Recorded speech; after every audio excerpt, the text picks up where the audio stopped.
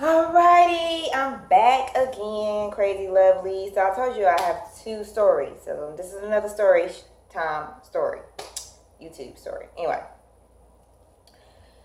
so this is two stories into one kind of. Um, this is a story about my grandmother. God rest her soul. She passed away. But it's about my grandmother, and my grandmother was just one extraordinary woman. Um, she raised all four kids mostly on her own. She worked a full-time job. She was hearing impaired. She couldn't hear, but she was a extraordinary, fierce lady. And she was just like no other grandma I ever had before in my life, to tell you. And I miss her a lot. When they say red bones got fierce tempers, they ain't lying. Now, this ain't the mark or go anything against red bones, okay? So please don't. I'm trying to say I'm color struck. I'm just using her as an example because she was very, very light skinned, but she had a temper. I mean, she was sweet as pie, but she had a temper, and uh, this was revealed to me in a story that was once told to me, and also what I personally seen for myself. And that's what I want to tell today. My grandma was just, she's a survivor. She's strong.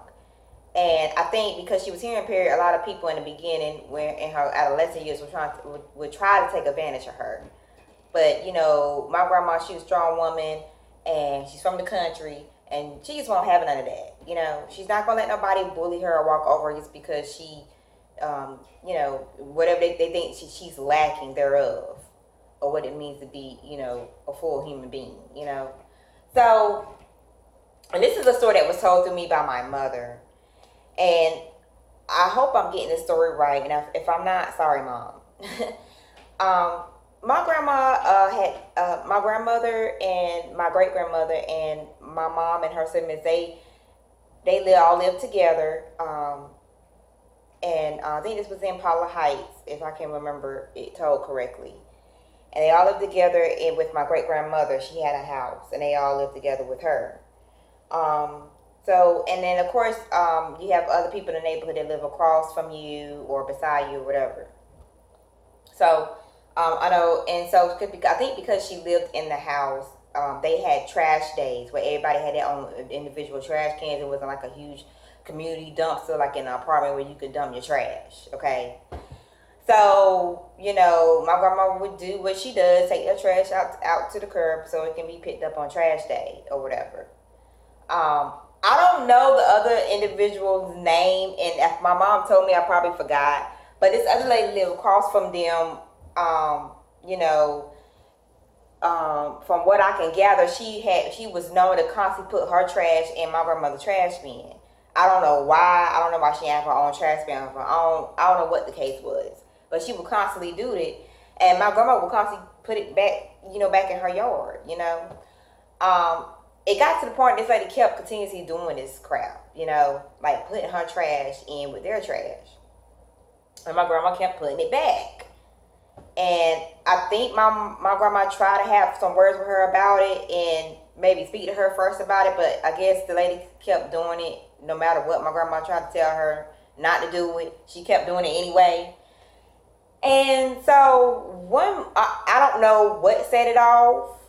I don't know. My grandma came home from work she just was having a bad day. I don't know what happened was physically there, but this was told to me, okay? And they're outside, and I think my great grandmother walked in on them, or my mom did. Maybe my mom walked in outside on them, and they sitting there tussling, fighting with the trash bags. I mean, just fighting. They're tugging back and forth to the point where I said, I'm trying to make sure I'm telling the story correctly. They fighting back and forth with the trash bags, from what I'm told, to the point it explodes everywhere amongst the yard, I think. Anyway, the lady sitting there cussing my grandmother out, saying this, that, and the third. And of course, my grandma can't hear, but she speak a lot of body language. You could tell through her body language what she's talking about, because she ain't no fool, okay? And she was like, you wait right there 1 minute. You stay right there. That's what she said. You stay right there 1 minute.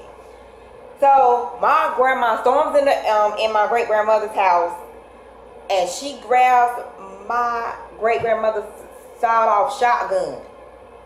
And I think my mom saw her, and she was like, Grandma, or she called my grandma. She said, Mama, Fanny up there about to shoot this woman over some trash. So she take this gun and she clocks it. She, whatever you do with a shotgun, shot off rifle, whatever it was, she clocks it, and she's attempting to shoot this woman down really, she had enough. She is done, okay? And so, of course, my great grandmother, grabbed the gun, was like, get in the house. The woman, she gone by then. Once she saw that shotgun, she was gone. She went in the house. She was gone.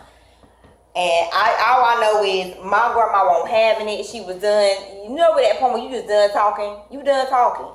Like, I'm not finna go back and forth with you, because obviously you ain't comprehending what I'm trying to say. So I'm done talking to you. I think that's what my grandma was like, I'm done talking. All I know is from that moment on, that they never put her trash in my grandma's trash bin ever again.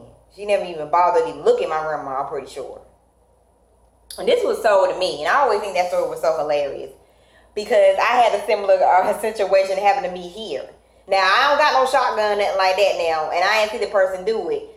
But usually when I leave my trash bin out there after the trash day, and the trash people come, dump out the trash, the following day it's still on the curb when I pull it back. Well, I come back home and both of my trash in my recycling bin and my trash bin is gone, all over on the other side of the neighbor's spot. And I'm like, hold up. I'm like, that's not your trash.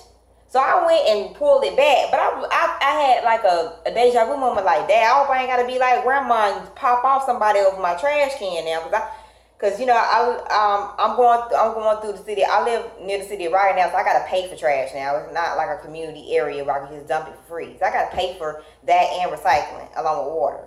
So you're not about to just take my trash bins, and I'm paying for it. I'm not gonna be paying for my trash and your trash too. That's just not gonna happen. It's not gonna work that way. No, that's not how I rock. Anyway, from that story though, I personally seen this firecracker vibe my grandmother has. I mean, it's even when I was a teenager, she was older by then. She still had that fiery mentality. Like, she was still that fiery personality, And I'm gonna tell you how I seen it firsthand. Well, I seen it a couple of times, but this is the most predominant one I seen before firsthand. Okay, so anyway, my mother and my aunt was getting on me and my cousin because they were saying that we wasn't spending enough time with my grandma. My grandma had her own place. She lived on Glenwood Towers. He said, y'all should at least visit her or something like that and go spend the night over there. Now, granted, this was when we were like kind of teenagers and we was kind of doing our own thing, and we loved our grandma, but just spending the night over there didn't seem much fun. We wanted to hang out and talk to boys on the phone, typical teenage girl super stuff. So finally we're like, okay, let's pick a day where we can go and visit our grandma. So me and my cousin Kay, I'm gonna just call her Kay.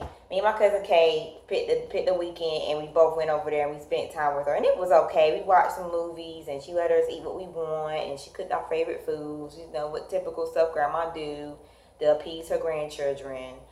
So we stay over there. Now, granted, my grandma lived in like a studio apartment, so it was just one bedroom, a living room, a kitchen, and a bathroom.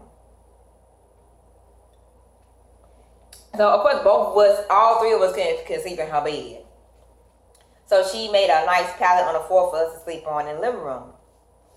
Okay? So me and my cousin Kay go to bed, and we sleeping in the living room, and everything's fine for a little while. Everything's cool, okay?